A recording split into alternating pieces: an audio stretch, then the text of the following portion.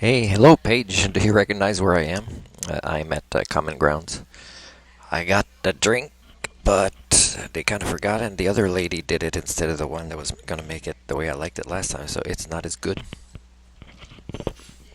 But it's very rare. I don't think I've been to a coffee shop where if you like a drink, it's going to be consistently the same unless it's the same person making it, even though you kind of describe it the same way or order it without any specific offshoots. Let's say you kind of like it exactly the way they make it usually. It varies. Anyways, I don't know. I'm saying this because maybe you're connected to the people here, and often the errors. Let's say at Tim Horton for simple things, like extra toasted or things like that. I've noticed it's usually not something wrong with the toaster. It's usually a communication issue when there's a middleman. Like let's say somebody takes the order to cash, they say I'll make it, and then something changes, they don't make it. It's usually the communication between people that fails in quality here. So I think it'll keep recording while I open your email just to see what you said. So the discomfort isn't easy. If the discomfort isn't easily perceived, then how does one go about doing it? So, I want to be sure I understand your question. So, are you talking about perceiving the discomfort of experiencing cognitive dissonance, for example?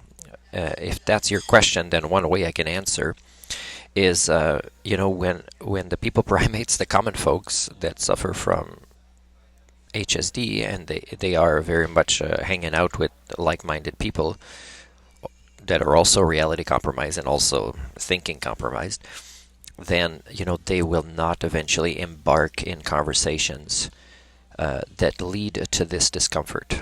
So there was a rally in town here a couple of days ago, and you can see it on my YouTube video that I interviewed somebody called David.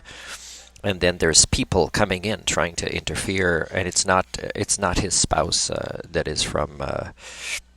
is a Spanish speaking, but it is a couple that was checking to see what I was going to say, and as soon as they didn't know whether it's right or wrong. It's just different what I was saying. So they came and interfered, and my battery was going dead waiting to finish up with David. So I just had a conversation that never was recorded with them, and it would have been a great example if I did, because it would have showed them interacting with a critical thinker that would have pointed out, that some of the things they're arguing about, as the conversation progresses, would turn out to be, hey, that doesn't make sense with something else that you're very passionate in arguing about. And you might say you need to further educate me, but here's here's the facts that these things can't coexist together.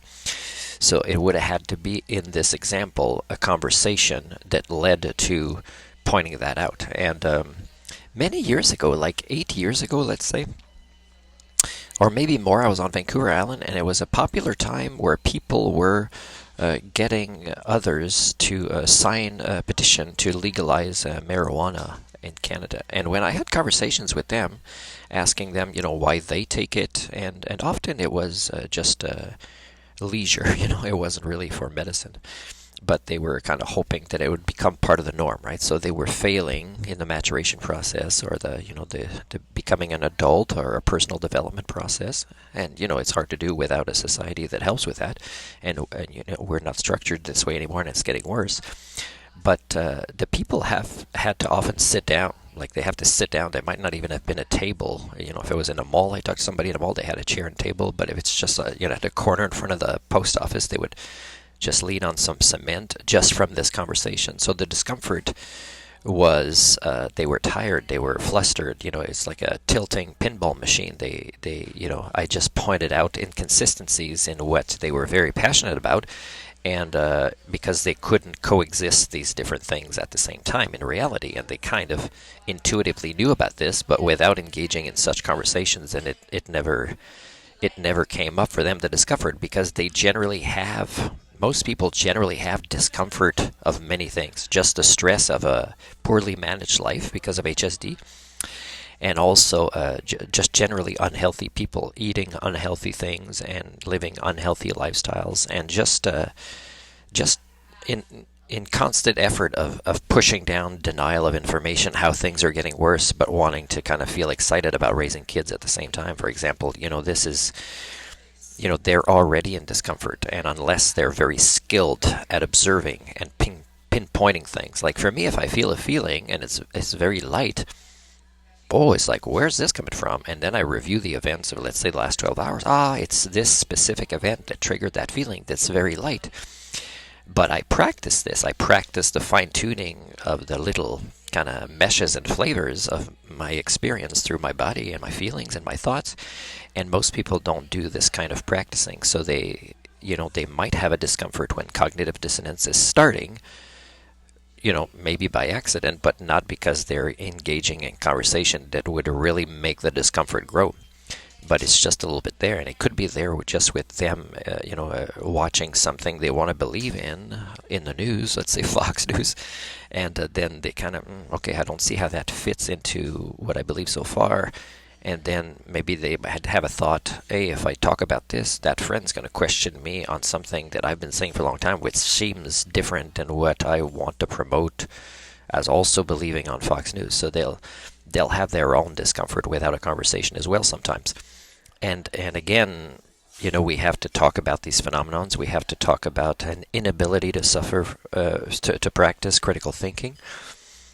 But my theory on HSD, because it's a grand unification theory, and it's at the root to explain most things, then, that's got to be addressed, because there's no grass is greener on the other side, because it comes with us, this dysfunction. I mean, we could go build a wonderful indoor city on Mars, but we'll still have this. So it'll still be that this is failing more and more.